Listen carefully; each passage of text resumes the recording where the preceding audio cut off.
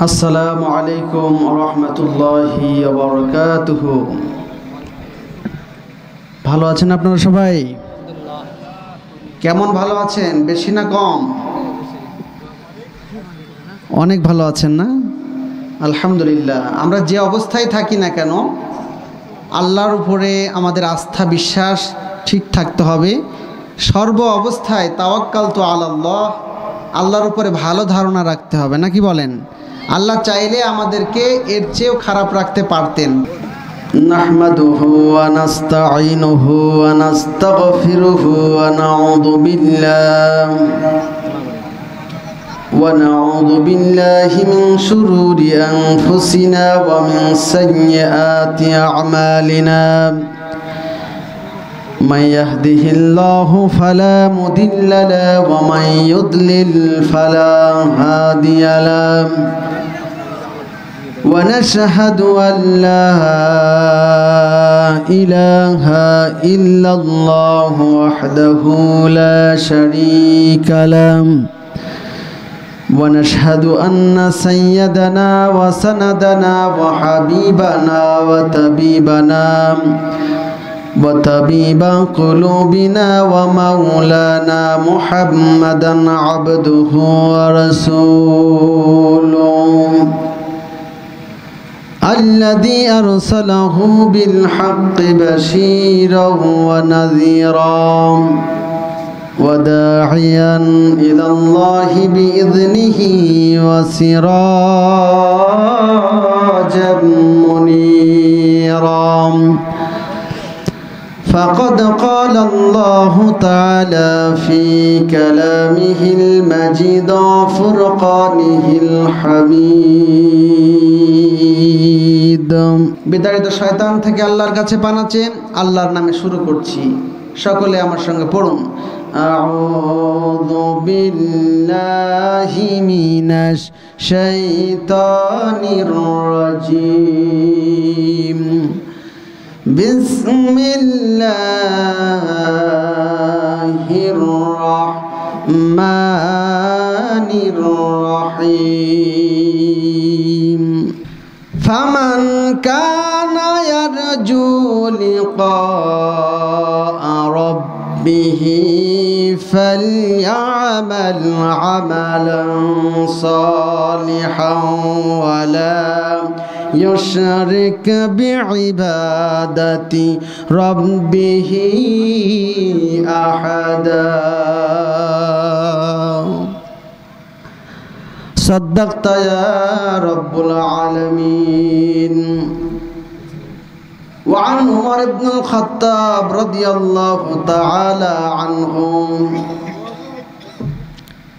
قال سمعت رسول الله صلى الله عليه وسلم يقول إنما الأعمال بالنيات وإنما لأمر ما نوى فمن كانت هجرته إلى الدنيا يصيبها أو إلى امرأة ينكحها. رواه البخاري. وقال سبحانه وتعالى في شان حبيبه آمرا ومخبرا إن الله وملائكته يصلون على النبي يا أيها الذين آمنوا صلوا عليه وسلموا تسليما. اللهم صل على سيدنا مولانا محمد وعلى آله سيدنا শফিউনা মুহাম্মদ। এভাবে নয়, রাসূলের শানে দুরূদ ও সালাম পড়তে হবে ভক্তি ভরা কণ্ঠে, আবেগ উজাড় করে দিয়ে আকাশ বাতাস প্রকম্পিত করে। এজন্য মহব্বতের সঙ্গে আমরা সকলে দুরূদ পড়ি। আল্লাহুম্মা সাল্লি আলা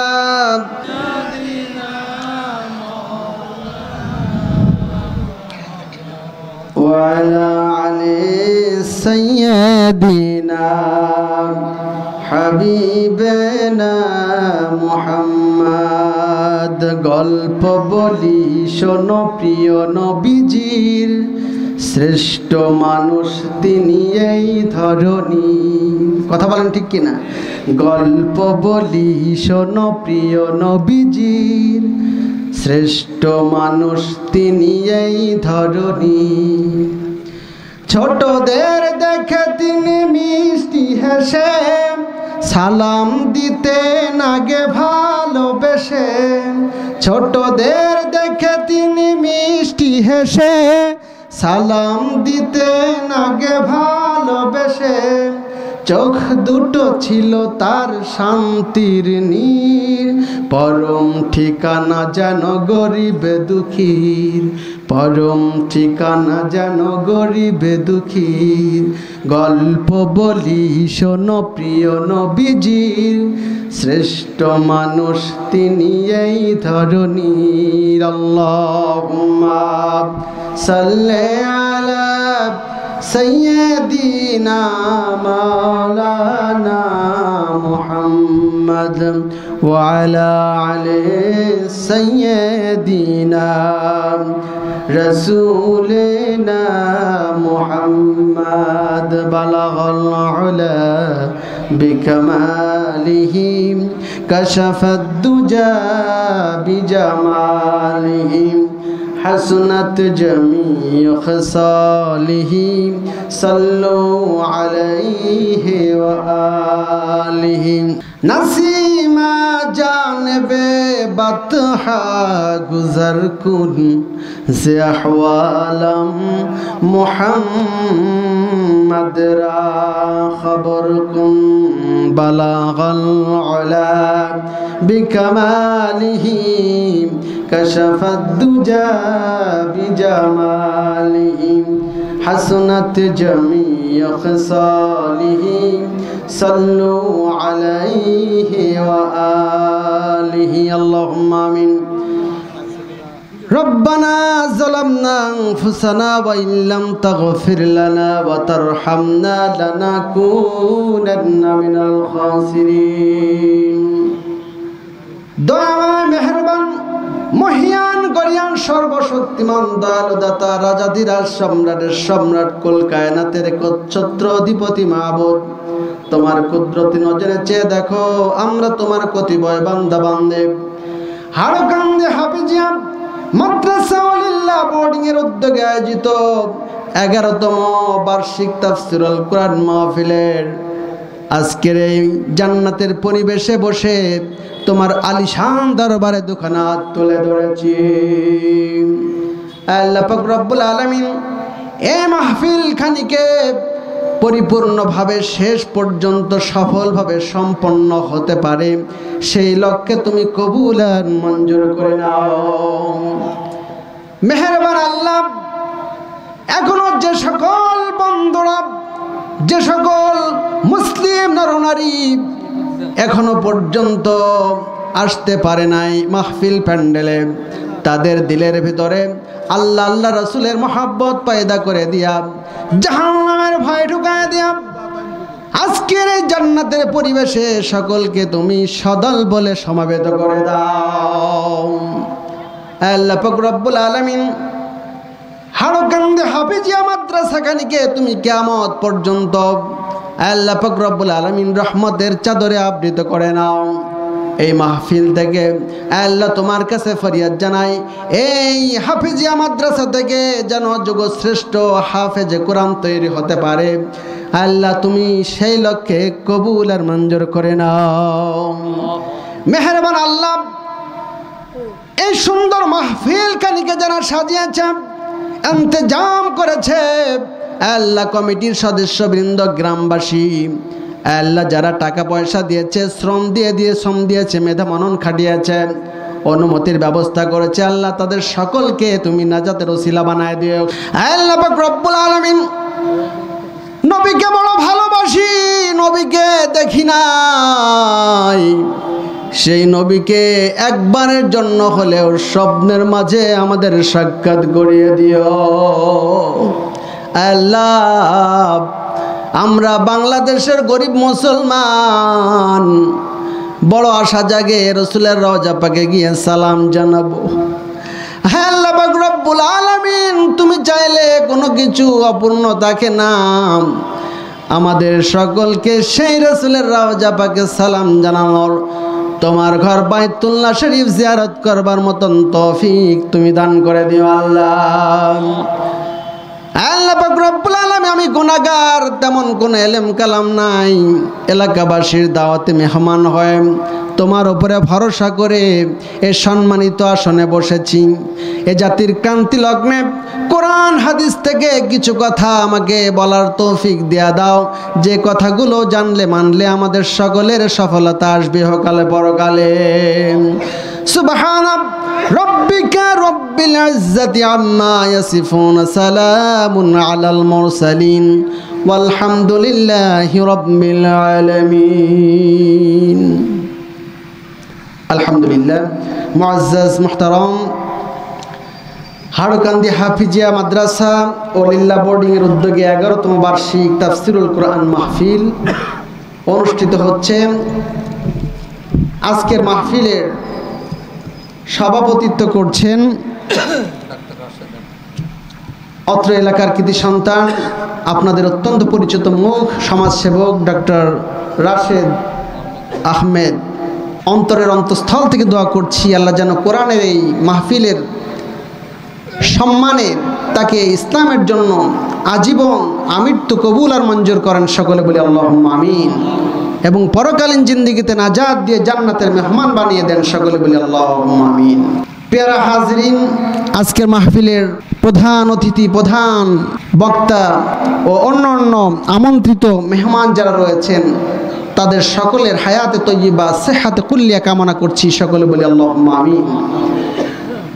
দূর দূরান্ত থেকে আসা, আমার সম্মুখে বসা প্রাণপ্রিয় মুসল্লিয়ানে কেরাম, প্রাণপ্রিয় যুবক ভাইয়েরা, স্নেহের কচিকাচা অনুষ, পর্দার অন্তরালে প্রিয় মা বোনেরা, সকলের উদ্দেশ্যে আমি আবারও একবার সালাম বিনিময় করছি, যে সালামের অনেক মাহাত্ম্য মর্যাদা ফজিলাত কোরআন হাদিসে বর্ণিত হয়েছে। কথা বলেন ঠিক কিনা? আমাদের আল্লাহ পাক রব্বুল আলামিন পরস্পরের মাঝে ভালোবাসা বৃদ্ধি করে দিবেন। আমাদের সকলের মাঝ থেকে আল্লাহ পাক রব্বুল আলামিন শত্রুতা দূর করে দিবেন, আমল নামায় সওয়াব লিখিত হবে। যে সালামকে বেশি বেশি প্রচলন করতে বলেছেন আমাদের প্রিয় নবী হযরত মুহাম্মদ সাল্লাল্লাহু আলাইহি সাল্লাম। এজন্য সালাম দিচ্ছি, সকলে সালামের জবাব দিয়ে ওয়াজিবের দায়িত্ব পালন করবেন। আসসালামু আলাইকুম ওয়া রাহমাতুল্লাহ। প্রশংসা নিবেদন করছি মহান আল্লাহ পাক রব্বুল আলামিনের আলিশান দরবারে, যে মহান আল্লাহ পাক রব্বুল আলামিন আমাদের সকলকে দয়া করে মায়া করে সুস্থতার জীবন নিয়ে আজকের এই জান্নাতের পরিবেশে আসার বসার, কোরআন হাদিস থেকে কিছু কথা বলা শোনার তৌফিক দিয়েছেন। এজন্য খুশি হয়ে বলছি আলহামদুলিল্লাহ। রসুলের শানে দুরূদ ও সালাম পাঠ করছি, যে রাসূল সাল্লাল্লাহু আলাইহি সাল্লাম এই পৃথিবীতে এসেছিলেন ঘুণে ধরা পথহারা পথ ভোলা মানুষদেরকে কোরআনের আলোয় আলোকিত করে সোনালী সমাজ উপহার দেওয়ার জন্য, অন্ধকার থেকে মানুষদেরকে আলোর পথে নিয়ে আসার জন্য, জাহান্নাম থেকে বাঁচিয়ে জান্নাতে নেওয়ার জন্য। কথা বলেন ঠিক কিনা? সেই রাসূল সাল্লাল্লাহু আলাইহি সাল্লাম আমাদেরকে দেখেন নাই, আমরাও দেখি নাই, কিন্তু আমাদের পরস্পরের মাঝে ভালোবাসার কোনো কমতি নাই। আছে নাকি ভাইরা? রাসূল সাল্লাল্লাহু আলাইহি সাল্লামের বিরুদ্ধে যদি কেউ কটূক্তি করে, খারাপ মন্তব্য করে, আমাদের হৃদয়ে রক্তক্ষরণ হয়, আমরা সহ্য করতে পারি না, আমাদের মনে হয় তাদেরকে দুনিয়া থেকে চির বিদায় করে দেয়। কথা বলেন ঠিক কিনা? সেই রাসূল সাল্লাল্লাহু আলাইহি সাল্লাম আমাদের শাফাতের কাণ্ডারি হয়ে আমাদেরকে জান্নাতের মেহমান বানাবেন। সেই রাসূলের আদর্শ আমাদের জানা এবং মানা দরকার। আছে কিনা প্রিয় ভাইয়েরা? আসুন সেই রাসূলের শানে আমরা ভক্তি ভরা কণ্ঠে আবেগ উজাড় করে দিয়ে ছোট্ট দুরূদ খানি সকলে মিলে পড়ে নেই। সকলে বলি সাল্লাল্লাহু আলাইহি ওয়াসাল্লাম। প্যারা হাজরিন, এমন একটি সময় আমরা কোরআন হাদিস থেকে কিছু কথা আলোচনা করতে বসেছি, যে সময়ে সারা বিশ্বে অবস্থা খুব একটা ভালো নয়। কথা বলেন ঠিক কিনা? আজকে সিরিজ ভূমিকম্প শুরু হয়েছে। আপনারা জানেন সিরিয়া এবং তুরস্কে কি ভয়ানক ভূমিকম্প হয়ে গেল। করোনার কথা জানেন, করোনায় লক্ষ লক্ষ মানুষ পৃথিবী থেকে মৃত্যুবরণ করে গেল। রাশিয়া ইউক্রেনের যুদ্ধ চলছে, এর মধ্য দিয়ে আবার উত্তরবঙ্গের পঞ্চগড়ে আহমদিয়া মুসলিম জামাত নামধারী এক শ্রেণীর ইসলাম বিরোধী অপশক্তি, নবী বিরোধী, মিথ্যা নবুয়তের দাবিদার গোলাম আহমদ কাদিয়ানির সম্প্রদায়েরা আজকে সরলমনা মুসলিমদেরকে বুঝিয়ে তাদেরকে বিপদগামী করছে, কাফের বানিয়ে ফেলছে। সকলে বলি নাউজুবিল্লাহি মিন যালিক। প্রিয় উপস্থিতি আমার, এছাড়াও আরেকটি বিষয় আপনাদেরকে সচেতন হতে হবে। আজকে খ্রিস্টান মিশনারি যারা, তারাও মুসলমানদেরকে খ্রিস্টান বানাচ্ছে। আমরা যদি সচেতন না হই, আমরা যদি প্রতিবাদী না হই, তাহলে আমাদের কিন্তু ভয়ানক বিপদ সামনে অপেক্ষা করছে। আপনাদেরকে মনে রাখতে হবে, আমরা যদি এভাবে নিশ্চুপ বসে থাকি, প্রতিবাদ না করি, সচেতন না হই, আল্লাহ পাক রব্বুল আলামিনের সামনে আসামির কাঠগড়ায় দাঁড়িয়ে আমাদের কিন্তু একদিন জবাবদিহি করতে হবে। কথা বলেন ঠিক কিনা?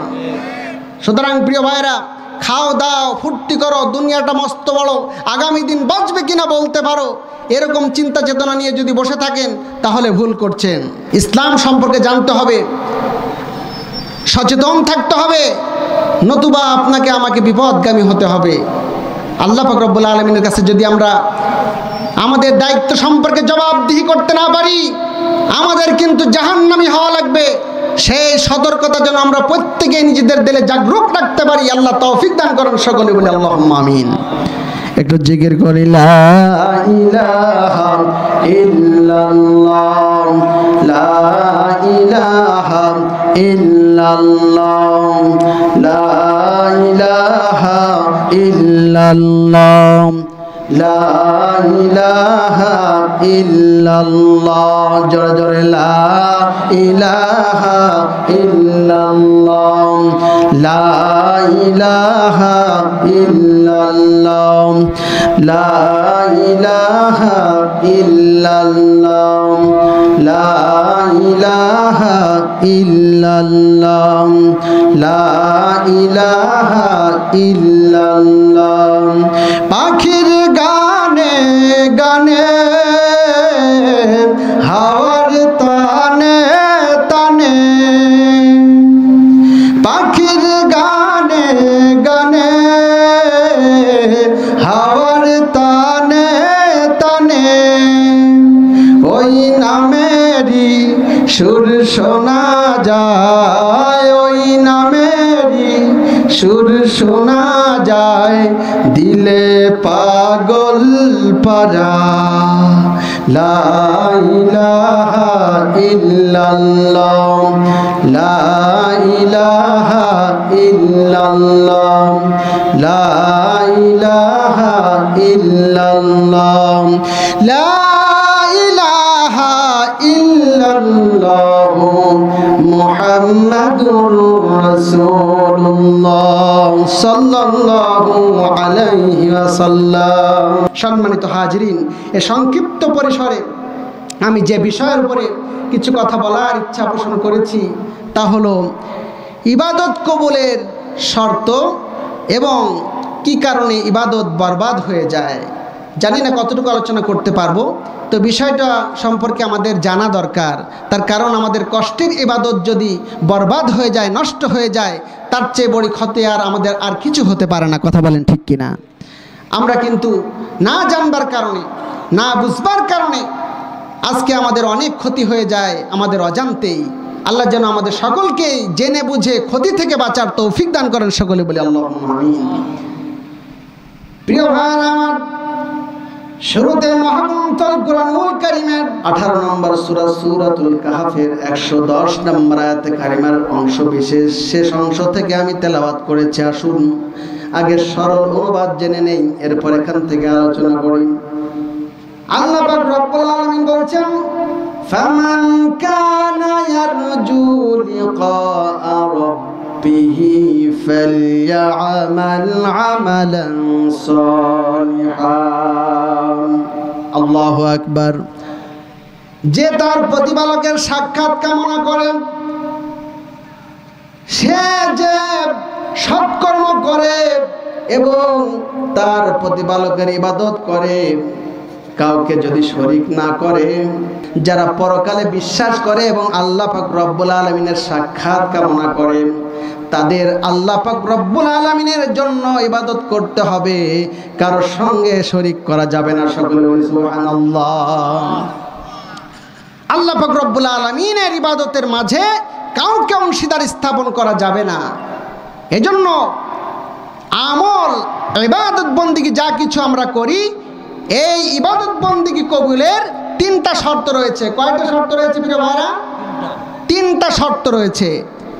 এক নম্বরের শর্ত হলো আমাদেরকে ঈমান আনতে হবে। ঈমান ছাড়া কোনো কাজের কোনো মূল্য নাই, কোনো দাম নাই। আছে নাকি আমার ভাইয়েরা?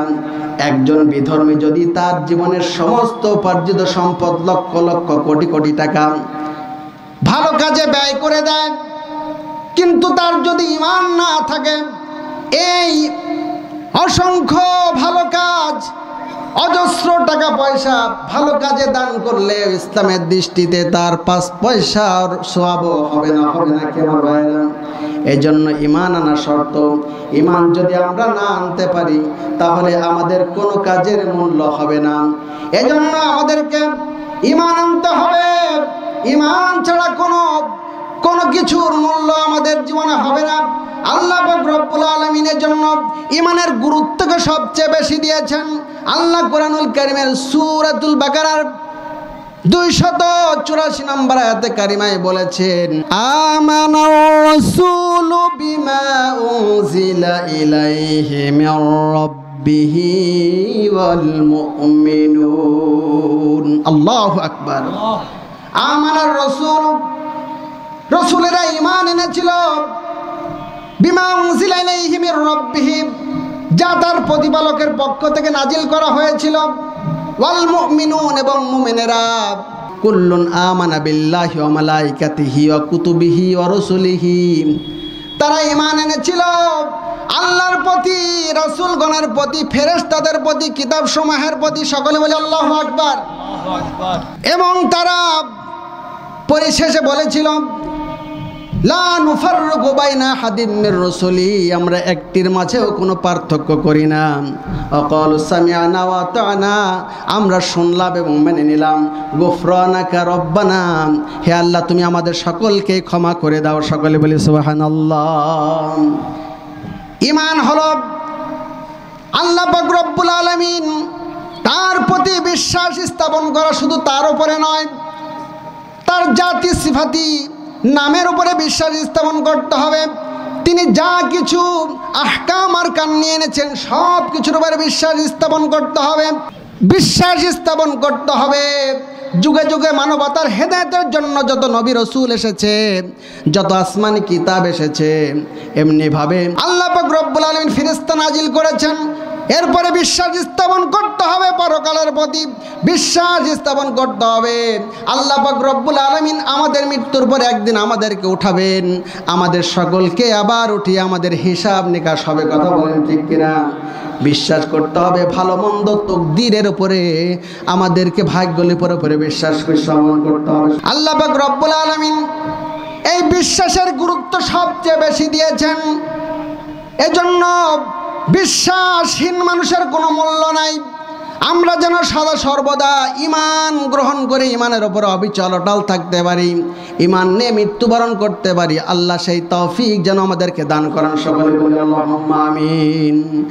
ঈমানের পথে অবিচল থেকে আমার মরণ যেন হয়। বলেন বলেন সবাই বলেন, ঈমানের পথে অবিচল থেকে আমার মরণ যেন হয়। তোমারই কাছে মিনতি আমার, তোমারই কাছে মিনতি আমার, ও গো মহামহিয়ান।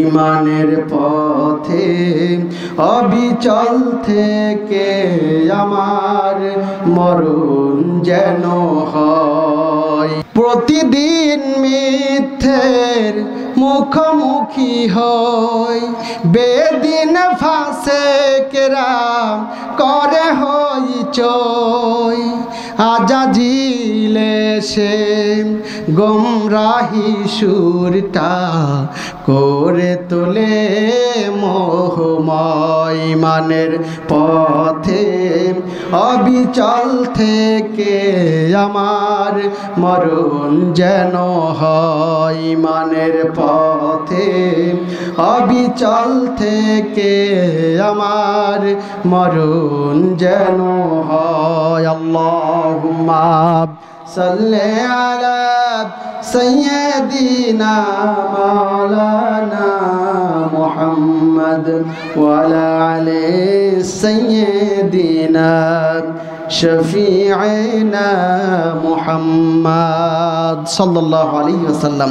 প্রিয় উপস্থিতি, তাহলে ইবাদত কবুলের তিনটা শর্তের কথা বলছিলাম। এক নম্বর শর্ত হচ্ছে ভালো কাজ, ভালো ইবাদত যা কিছুই করি না কেন আমাদের জন্য ঈমান শর্ত, অর্থাৎ ঈমান থাকা লাগবে আগে। দ্বিতীয় নম্বর শর্ত হলো আমাদেরকে ইখলাসপূর্ণ আমল করতে হবে। কি করতে হবে ভাইরা? ইখলাসপূর্ণ আমল করতে হবে। অর্থাৎ যে ইবাদত ইচ্ছাধীন জীবন যাপনের মতো, মন গড়া যা ইচ্ছা তাই করলাম, কোনো খুলুসিয়াত নাই, কোনো উদ্দেশ্য নাই, কার জন্য করছি তার কোনো উদ্দেশ্যহীন কোনো কিছুরই ঠিক নাই, সেই ইবাদত কখনোই ইখলাসপূর্ণ হতে পারে না। কথা বলেন ঠিক কিনা? সুতরাং আমাদের প্রত্যেকটা ইবাদত বন্দিগি আমলগুলো হবে একমাত্র কেবলমাত্র শুধুমাত্র মহান আল্লাহ পাক রব্বুল আলামিনের রাজি খুশি করার জন্য, তার উদ্দেশ্যেই নিবেদিত। কথা বলেন ঠিক কিনা? আল্লাহ পাক রব্বুল আলামিন কুরআনুল কারীমের ৯৮ নম্বর সূরাতুল বাইয়িনার ভিতরে বলেছেন, ওয়া মা উমিরু ইল্লা লিয়াবুদুল্লাহা মুখলিসিনা লাহুদ্দীন।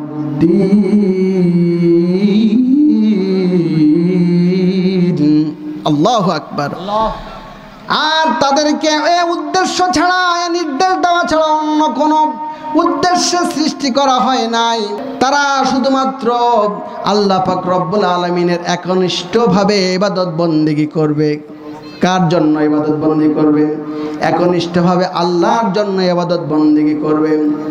বিশুদ্ধ চিত্তে আনুগত হয়ে একনিষ্ঠভাবে একমাত্র আল্লাহর ইবাদত করার জন্যই তাদেরকে নির্দেশ দেওয়া হয়েছে, আদিষ্ট তারা হয়েছে। সকলে বলি সুবহানাল্লাহ। আর এটাই হলো সঠিক দিন। আল্লাহ বলছেন জালিকা দীনুল কাইয়্যিমা, এটা হলো কি দিন? সঠিক দিন, সঠিক ধর্ম।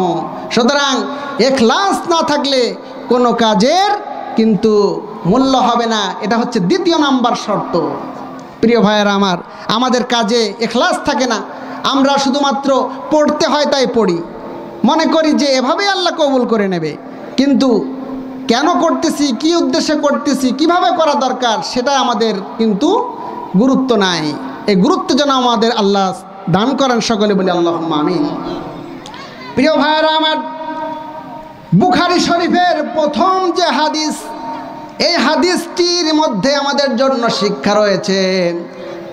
আন ওমর ইবনুল খাত্তাব রাদিয়াল্লাহু তাআলা আনহু قال سمعت رسول الله صلى الله عليه وسلم يقول إنما الأعمال بالنيات وإنما لأمر ما نوى فمن كانت هجرته إلى الدنيا يصيبها أو إلى امرأة ينكحها سبحان الله। উম্মে কয়েস নামীয় একজন মহিলা সাহাবী ছিলেন। আল্লাহ রাসূল সাল্লাল্লাহু আলাইহি সাল্লাম তখন মক্কা থেকে হিজরত করে মদিনায় চলে গিয়েছেন, কিন্তু ওই উম্মে কয়েস তিনি হিজরত করতে পারেন নাই। কিন্তু তার মনের ভিতরে পেরেশানি, তার মনের ভিতরে বাসনা, তিনি হিজরত করে মক্কা থেকে মদিনায় চলে যাবেন। কিন্তু সেই মহিলা বিবাহিত ছিল না, কিন্তু বিবাহিত আগে থাকলেও হয়তো সে স্বামী পরিত্যক্তাম, সে যাই হোক তাকে বিবাহ করার জন্য অন্য একজন বিবাহের প্রস্তাব দিল, সে কিন্তু ইসলাম গ্রহণ করেন নাই, মুসলিম হয় নাই। তাকে সে বলল, তুমি যদি আমাকে বিবাহ করতে চাও তাহলে মুসলিম হতে হবে, ইসলাম গ্রহণ করতে হবে।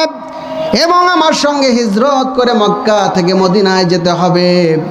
এই শর্তে ওই যুবক রাজি হয়ে তার সঙ্গে ইসলাম গ্রহণ করে মক্কা থেকে মদিনায় চলে যায়। এই ঘটনায় এই প্রেক্ষাপট যখন আল্লাহ রসুল সাল্লাল্লাহু আলাইহি সাল্লামের কাছে জানানো হয়, আল্লাহ রসুল তখন এই হাদিসটি বলেছিলেন, ইন্নামাল আমালু বিন্নিয়াত, প্রত্যেকটি কাজ নিয়তের উপরে নির্ভরশীল, নিয়ত অনুযায়ী কাজের ফলাফল হয়ে থাকে। সুতরাং কেউ যদি দুনিয়া লাভের উদ্দেশ্যে কোনো কাজ করে তাহলে সে দুনিয়া পাবে, সে অন্য কিছু পাবে না। এমনিভাবে কেউ যদি কোনো নারীকে বিবাহ করার জন্য হিজরত করে তাহলে তার বিবাহটাই হবে হিজরতের যে মর্যাদা, হিজরতের যে সফলতা, হিজরতের জন্য যে সওয়াব রয়েছে সেই সওয়াব সে তার থেকে বঞ্চিত হবে। সকলেই বলি সুবহানাল্লাহ।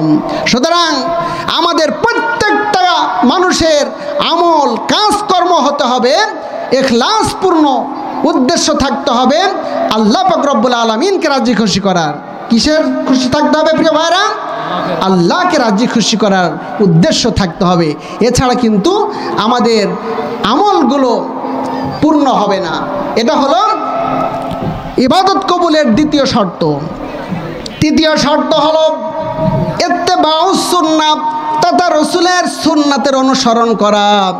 আপনি ইচ্ছা করলেই নামাজ নিজের মতো মন গড়া পদ্ধতিতে পড়তে পারবেন না, পারবেন নাকি? বরং আল্লাহ রসুল সাহাবা আজমাইন যেভাবে আমাদেরকে যে ইবাদতটা করতে শিখিয়েছেন ঠিক সেভাবেই হুবহু শিখে সে অনুযায়ী ইবাদত করতে হবে। রাসূলের পূর্ণ অনুসরণ করে আমাদের ইবাদতগুলো করতে হবে, নতুবা আমাদের কিন্তু ইবাদত কবুলের শর্ত পূরণ না হলে ইবাদত কবুল হবে না। কথা বলেন ঠিক কিনা? আল্লাহ পাক রব্বুল আলামিন কুরআনুল কারীমের ভিতরে সূরাত আলে ইমরান ৩ নম্বর সূরার ৩১ নম্বর আয়াতে কারিমার ভিতরে বলেছেন, কুল ইন কুনতুম তুহিব্বুনাল্লাহা ফাত্তাবিউনি ইউহিব্বুকুমুল্লাহ ওয়া ইয়াগফির লাকুম যুনুবাকুম আল্লাহু গফুরুর রহিম।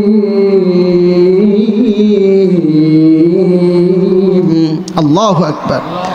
আল্লাহ পাক রব্বুল আলামিন বলছেন, হে নবী আপনি বলে দিন, যদি তোমরা আল্লাহকে ভালোবাসতে চাও ফাত্তাবিউনি ইউহিব্বুকুমুল্লাহ, তাহলে তোমরা আমি নবী মুহাম্মদকে অনুসরণ করো। ফাত্তাবিউনি ইউহিব্বুকুমুল্লাহ, তাহলে আমি আল্লাহ তোমাদেরকে ভালোবাসবো। সকলে বলি সুবহানাল্লাহ। শুধু ভালোবেসেই ক্ষান্ত হব না, ওয়া ইয়াগফির লাকুম যুনুবাকুম, আমি তোমাদের জীবনের সমস্ত পাপগুলোকে মাফ করে দেব। সকলে বলি আলহামদুলিল্লাহ। আল্লাহু গফুরুর রহিম, আল্লাহ পাক রব্বুল আলামিন ক্ষমাশীল এবং পরম দয়ালু। আল্লাহর চেয়ে রহমদিল ক্ষমাশীল আর কেউ হতে পারে না। পারে না কি আমার ভাইরা? পারে না। এজন্য প্রিয় ভাইরা আমার, আল্লাহ পাক রব্বুল আলামিনের রাসূলের অনুসরণ আমাদেরকে করতে হবে।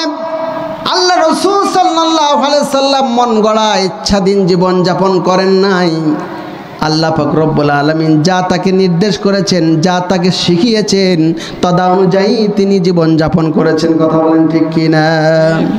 এজন্য তিনি জানিয়ে দিয়েছেন, ওয়ামা আতাকুমুর রাসূলু ফাখুযুহু ওয়ামা নাহাকুম আনহু ফান্তাহু। আল্লাহু আকবার। আল্লাহ পাক রব্বুল আলামিন বলছেন, ওয়ামা আতাকুমুর রাসূল, যা কিছু তোমাদের জন্য রাসূল নিয়ে এসেছেন ফাখুযুহু, তা তোমরা গ্রহণ করো।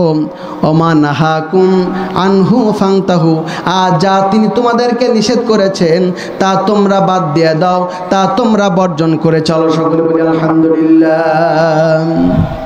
আল্লাহ রাসূল তার পবিত্র জবানে বলেছেন, মান আমিলা আমালান লাইসা আলাইহি আমরুনা ফাহুয়া রাদ্দুন, আমি যে যা কিছু আমল করবে, মান আমিলা আমালান লাইসা আলাইহি আমরুনা, যদি কেউ কোনো আমল করে আর সেই আমলের নির্দেশ যদি আমার না থাকে তাহলে সে কাজটা পরিত্যক্ত, সে কাজটার কোনো মূল্য নাই। সকলে বলি আল্লাহু আকবার। সুতরাং আমাদের প্রত্যেকটা কর্ম কোরআন হাদিসের কষ্টি পাথরে যাচাই করে সহি জেনে একই রেট করে নিয়ে আমল করতে হবে, নতুবা আমাদের কাজগুলো কিন্তু বিশুদ্ধ হবে না, আমাদের কাজের কোনো মূল্য থাকবে না। ইবাদত কবুলের এটা অন্যতম একটি শর্ত। কথা বলেন ঠিক কিনা? প্রিয় ভাইয়েরা আমার, আল্লাহ রাসূল সাল্লাল্লাহু আলাইহি ওয়াসাল্লাম বলেছেন, কুল্লু নাস ইয়াদখুলুনাল জান্নাতা ইল্লা মান আবা। ক্বালু আমান আবা ইয়া রাসূলাল্লাহ? ক্বালা মান আতানি ফাকাদ দাখালাল জান্নাহ ওয়া মান আসানি ফাকাদ আবা। আল্লাহ রাসূল সাল্লাল্লাহু আলাইহি ওয়াসাল্লাম বলছেন, প্রত্যেক উম্মতি আমার জান্নাতে যাবে মানুষের মধ্য থেকে, কিন্তু যারা আমার অবাধ্য হবে তারা জান্নাতে যাবে না। সাহাবা আজমাইনরা জিজ্ঞাসা করলেন, হে আল্লাহ রসুল, অবাধ্য কারা? আল্লাহ রসুল সাল্লাল্লাহু আলাইহি ওয়াসাল্লাম বললেন, যে বা যারা আমার অনুসরণ করবে, আমার আনুগত্য করবে, সে হলো জান্নাতে যাবে। আর যে আমার অবাধ্য হবে, আমার অনুসরণ করবে না, আনুগত্য করবে না, সে হলো আবা তথা অবাধ্য, সে জাহান্নামী। সকলে বলি নাউযুবিল্লাহ। আমরা জীবনে সুন্নতকে মানি, কিন্তু অনেক সুন্নতকে আমরা পরিহার করি, মানি না। কথা বলেন ঠিক কিনা? আমাদের মাঝে সহজ সহজ সুন্নতগুলো, যেগুলো করলে আমাদের জন্য কোনো বাধা নাই, কোনো সমস্যা নাই, সহজে আমরা করতে পারি, সেইগুলো আমরা মানি। কিন্তু এমন অনেক আল্লাহ রসুলের সুন্নাত রয়েছে যে সুন্নতগুলোকে আমরা পরিহার করি, বর্জন করি, মোটেই গুরুত্ব দেই না। কথা বলেন ঠিক কিনা? সুন্নত নয় শুধু দাওয়াতের মেহমান, সুন্নত নয় শুধু খাওয়া শেষে মধুপান, আরো কিছু সুন্নত আছে তুমি জানো কি? জানলেও জীবনে কখনো তা মানো কি? জানলেও জীবনে কখনো তা মানো কি? কথা বলেন ঠিক কিনা? প্রিয় ভাইরা, অন্তত পক্ষে আমরা কিছু শিখে যাব, কিছু আমল এখান থেকে শিখে আমাদের বাকি জীবনটাতে কাজে লাগাবো, তাহলে আজকের মাহফিল সার্থক হবে। কথা বলেন ঠিক কিনা? তো আমি বলছিলাম, আমরা যে কষ্টের ইবাদতগুলো করি, এই ইবাদতগুলো কবুলের শর্ত তিনটা। কয়টা শর্ত আমার ভাইয়েরা? এক নম্বরে হচ্ছে ঈমান শর্ত। বিশুদ্ধ ঈমান আমাদেরকে অর্জন করতে হবে, কোনো বিকল্প নাই। আমরা এরকম ঈমানদারও আছে আমাদের সমাজে, অনেকে বলে নামাজ না পড়লে কি হবে, ঈমান ঠিক আছে, বলে না? তাহলে কি আমার ভাইয়েরা তারা ঈমান বোঝে? ঈমানই বোঝে না। আমি সে সকল ভাইদের কষ্ট দেওয়ার জন্য বলছি না, শুধরানোর জন্য বলছি। আল্লাহ রসুল বলে গেলেন, মান তারাকা সালাতা মুতাআম্মিদান ফাকাদ কাফারা। যে ইচ্ছাকৃতভাবে নামাজ ছেড়ে দিল, সে কুফরি করলো। কি করলো? তাহলে কুফরি করলে কিভাবে ঈমান থাকে? যদিও সরাসরি বলে নাই হাদিসের মধ্যে যে সে কাফের, কিন্তু কুফরি করলো, চুরি করলো। চুরি করলে তো মানুষ কি হয়ে যায়? চোর হয়ে যায়। প্রিয় ভাইয়েরা, এজন্য 5 ওয়াক্ত নামাজ ছাড়া যাবে না। যাবে না কি? ঈমানকে বিশুদ্ধ করতে হবে। আল্লাহ রসুল বলেছেন, আখলিস দীনাকা ইয়াকফিকাল আমালুল কলিল। তোমার ঈমানকে খাঁটি করো, অল্প আমলেই নাজাতের জন্য যথেষ্ট হয়ে যাবে। সকলে বলি সুবহানাল্লাহ। আমাদের ঈমানের অবস্থা হলো এমন, সামান্য কিছুতেই আমরা ঈমান হারা হয়ে যায়। সামান্য স্বার্থের মোহে, সামান্য স্বার্থের কাছে, সামান্য টাকা পয়সার কাছে, সামান্য ভয় ভীতির কাছে আমাদের ঈমানকে বিক্রি করে ফেলি। আল্লাহর কথা ভুলে যায়, রসুলের কথা ভুলে যায়, পরকালের কথা ভুলে যায়। কথা বলেন ঠিক কিনা? অথচ এই দুনিয়ার ভয় ভীতি, এই পৃথিবীর স্বার্থ, এই পৃথিবীর টাকা পয়সা পরকালে আমার জন্য কোনো কাজে আসবে না। আমার জন্য কাজে আসবে আমলে সলেহ, বিশুদ্ধ ঈমান। কথা বলেন ঠিক কিনা? সুতরাং প্রিয় ভাইয়ের আমার, আজ থেকে শপথ দিন, ঈমানকে বিশুদ্ধ করতে হবে। বিশুদ্ধ করতে হলে ঈমান শিখতে হবে। ঈমান কাকে বলে? ঈমান কিভাবে গ্রহণ করেছিলেন আল্লাহর রসুল সাহাবা আজমাইনেরা, তারা কিভাবে ঈমানের অগ্নি পরীক্ষা দিয়েছিলেন। আমাদের সামান্য বিপদ আপদে আমরা আল্লাহর সম্পর্কে বিরূপ মন্তব্য করে ফেলি। কথা বলেন ঠিক কিনা? কিন্তু তাদের উপরে কত বিপদ আপদ এসেছে, কত বালা মুসিবত এসেছে, তারা আল্লাহর উপরে তাওয়াক্কুল করেছে, আল্লাহর জন্য ধৈর্য ধারণ করেছে। সকলে বলি সুবহানাল্লাহ। দ্বিতীয় বিষয়টি হলো ইখলাসপূর্ণ আমল হতে হবে। আমাদের প্রত্যেকটা কাজের উদ্দেশ্য থাকতে হবে আল্লাহর জন্য, আমাদেরকে আল্লাহ পাক রব্বুল আলামিনের জন্য, আমাদের রেজামন্দি হাসিলের জন্য, তাকে খুশি করার জন্য প্রত্যেকটা কাজ করতে হবে। কি করতে হবে আমার ভাইরা? প্রত্যেকটা কাজ আল্লাহকে রাজি খুশি করার জন্য করতে হবে। তাছাড়া আমাদের কাজে ইখলাস আসবে না। ইখলাসবিহীন ইবাদত বা আমল আমাদের জন্য কোনো গ্রহণযোগ্যতা বয়ে নিয়ে আসবে না। এজন্য ইখলাসওয়ালা আমল যেন আমরা করতে পারি। আল্লাহ আমাদের সকলকে তৌফিক দান করেন। সকলে বলি আল্লাহুম্মা আমিন। আমাদের ইবাদত বন্দেগী অনেকের এই সমাজের মানুষের কাছে ভালো সাজার জন্য হয়ে থাকে, অনেককে লোক দেখানোর জন্য করে থাকে, কিন্তু তারা ভুলে যায় যে ব্যক্তি কোনো লোক দেখানোর জন্য ইবাদত বন্দেগী করবে সে মূলত শিরিক করে বসলো। দেখাতে হবে আল্লাহকে, রাজি খুশি করতে হবে আল্লাহকে, কিন্তু সেটা যদি আমরা মানুষকে সেই জায়গায় বসিয়ে ফেলি, মানুষকে দেখানোর জন্য করি, তাহলে তো সেটা আসলে ইখলাসপূর্ণ ইবাদত হলো না। ইখলাসপূর্ণ ইবাদতের জন্য অবশ্যই অহংকার মুক্ত, রিয়া মুক্ত, মানুষকে দেখানোর জন্য, ভালো সাজার জন্য নয়, পরিজানি আল্লাহর হুকুম, সুতরাং সেই হুকুমকে আমাদেরকে পালন করতে হবে, সে লক্ষ্যে আমাদেরকে কাজ করতে হবে। আর তৃতীয় বিষয় হলো ইত্তেবাউস সুন্নাহ, তথা রসুলের সুন্নাতের হুবহু অনুসরণ করতে হবে। কোনো বাড়ানোও যাবে না, কমানোও যাবে না। বাড়ালেও সমস্যা, কমালেও সমস্যা। আল্লাহ রসুল সাহেব আজমাইন যে পূর্ণাঙ্গ ইসলাম রেখে গিয়েছেন, এখানে বাড়ানোর কোনো সুযোগ আছে আমার ভাইরা? আর কমালেও সুযোগ নাই। সুতরাং ইসলাম ধর্ম কমপ্লিট কোড অফ লাইফ, এখানে সংযোজন বিয়োজন, এখান থেকে কোনো বাড়ানো কমানো করার কোনো রকমের সুযোগ নেই। এজন্য আমরা সকলে আল্লাহ রসুলের হুবহু সুন্নাত অনুসরণ করে আমাদের প্রত্যেকটা আমল করব। আমরা যারা জানি না তারা ইসলামিক বই পড়ে, আলেম ওলামাদের কাছ থেকে ওয়াজ নসিহত শুনে আমাদের আমলগুলোকে অবশ্যই অবশ্যই রসুলের অনুসরণে করে নেব। কথা বলেন ঠিক কিনা?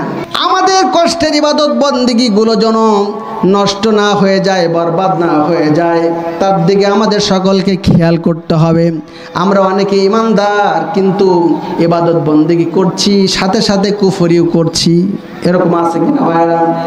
কিন্তু যদি আপনি ঈমান আনার পরে কুফরি করেন, আবার ইবাদত বন্দেগী করছেন, আমল করছেন, তাহলে আপনার এই আমলে এই ইবাদত বন্দেগী কোনো কাজে আসবে না, এগুলো সব বরবাদ হয়ে যাবে। সকলে বলি নাউজুবিল্লাহ। আপনারা হয়তো বলবেন এটা কেমন কথা, ঈমান এনেছি, আমল করছি, কুফরি করলে কুফরির জায়গায় কুফরি থাকবে, আমলের জায়গায় আমল থাকবে, আমাদের আমলগুলো কেন বরবাদ হয়ে যাবে? আল্লাহ রাসূল সাল্লাল্লাহু আলাইহি সাল্লাম আমাদেরকে তার হাদিসের ভিতরে জানিয়েছেন, আল্লাহ পাক রব্বুল আলামিন কোরআনুল কারীমের ভিতরে স্পষ্টভাবে আমাদের জন্য এই নির্দেশনা জানিয়েছেন। আল্লাহ পাক রব্বুল আলামিন বলছেন, ওয়া মাইয়াকুফুর বিল ঈমানি ফাকাদ হাবিতা আমালুহু ওয়া হুয়া ফিল আখিরাতি মিনাল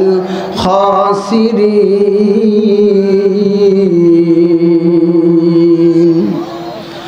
আল্লাহ পাক রব্বুল আলামিন বলছেন, আর যে বা যারা কুফরি করবে ঈমানের সাথে, অর্থাৎ ঈমান আনার পাশাপাশি কুফরি করবে, তাদের সমস্ত আমলগুলো বরবাদ হয়ে যাবে, নষ্ট হয়ে যাবে। কি হয়ে যাবে আমার ভাইরা?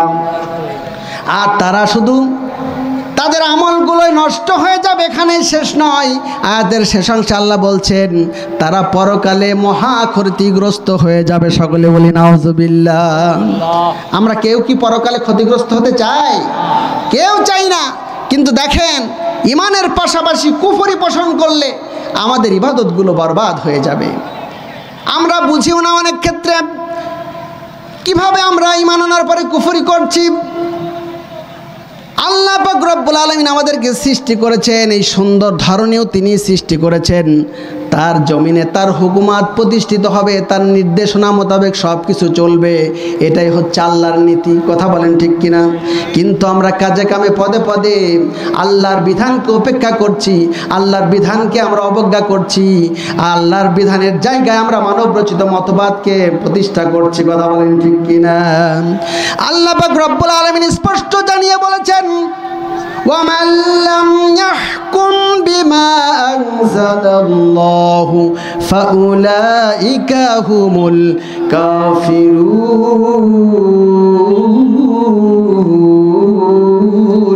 আল্লাহু আকবার। আল্লাহ পাক রব্বুল আলামিন বলছেন, আর যে বা যারা আল্লাহর নাজিলকৃত কোরআন দিয়ে বিচার ফয়সালা করে না, হুকুম দেয় না, বিধান মানুষের জন্য পরিচালনা করে না, তারা হলো কাফির। কে বলেছেন আমার ভাইয়েরা? সুতরাং একটু দেখেন, আমরা আমাদের জীবনে অনেক ক্ষেত্রেই আল্লাহর বিধানকে লঙ্ঘন করছি, আল্লাহর বিধানকে অবজ্ঞা করছি, আল্লাহর বিধানের উপরে আমরা মানব রচিত মতবাদকে, ব্রিটিশদের সেই প্রণয়ন করা আইনকে আমরা সমাজে প্রচলন করেছি। কথা বলেন ঠিক কিনা? একটু ভাবতে হবে, আল্লাহর বিধানকে যেন আমরা কোনোভাবে অবজ্ঞা না করি, আল্লাহর বিধানের উপরে যেন কখনোই মানব রচিত মতবাদকে স্থান না দেই, তাহলে কিন্তু আমাদের জন্য এটা কুফরি বয়ে নিয়ে আসবে, আর কুফরি করলে আমাদের আমলগুলো বরবাদ হয়ে যাবে। কথা বলেন ঠিক কিনা? প্রিয় ভাইয়েরা আমার, এজন্য আমাদেরকে ঈমান আনার পাশাপাশি কখনোই কুফরি করা যাবে না। এরপরে আল্লাহ পাক রব্বুল আলামিন আরো বলেছেন, যারা ঈমান আনার পরে শিরিক করবে, শিরকি কাজ কারবার করবে, তাদের আমলগুলো বরবাদ হয়ে যাবে। সকলে বলি নাউযুবিল্লাহ। আল্লাহ পাক রব্বুল আলামিন স্পষ্ট বলেছেন, ওয়ালাকাদ উহিয়া ইলাইকা ওয়া ইলাল্লাযীনা মিন ক্বাবলিকা লাইন আশরাকতা লায়াহবাতান্না আমালুকা ওয়া লাতাকুনান্না মিনাল খাসিরিন।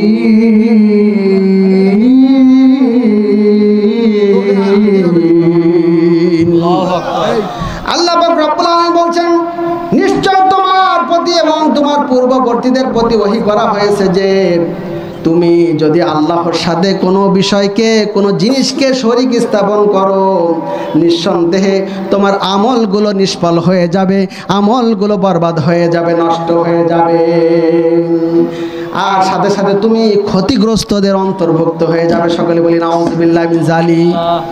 প্রিয় ভাইরা আমার, আমাদের জীবনের অনেক কাজ কাম রয়েছে, আমরা আসলে জেনে না জেনে ছোট বড় অনেক শিরিকে লিপ্ত হয়ে যায়। কথা বলেন ঠিক কিনা?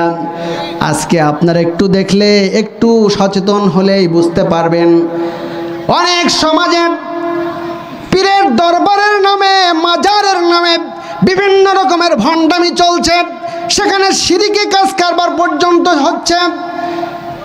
ভক্তির নামে দাদা পীরের ওই মাজারগুলোতে সিজদায় পড়ে যাচ্ছে, সেখানে গিয়ে তারা আরাধনা করছে, সন্তান চাইছে। কথা বলেন ঠিক কিনা? আপনারা বলবেন, আপনি কি দেখেছেন, আপনি কি শুনেছেন, আপনি কীভাবে বললেন?